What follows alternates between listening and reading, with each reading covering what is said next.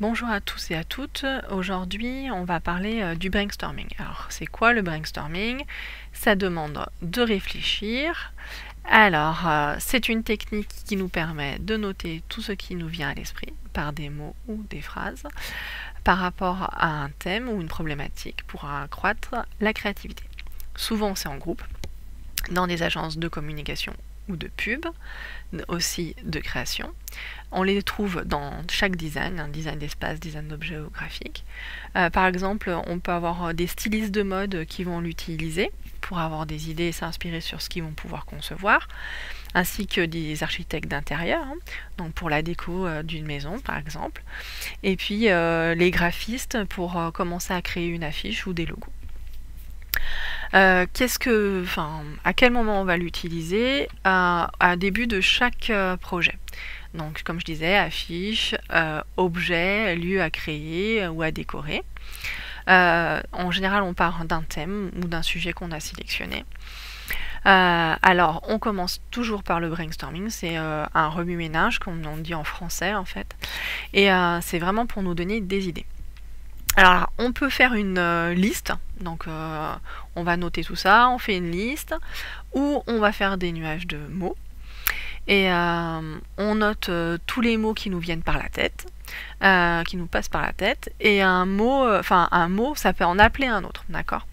Donc il ne faut pas avoir peur de mettre un peu tout, même si c'est un peu loin.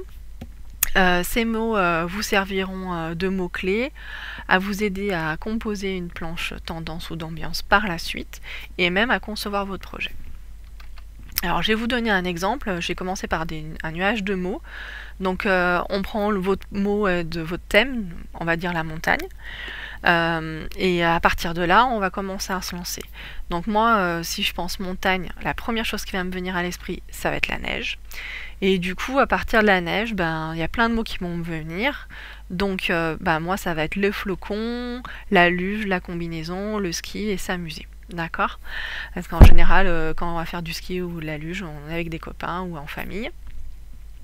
Après, du coup, le flocon, ça va me renvoyer. Donc, c'est les mots et ils interagissent les uns dans les autres, qui nous permettent d'avoir d'autres idées.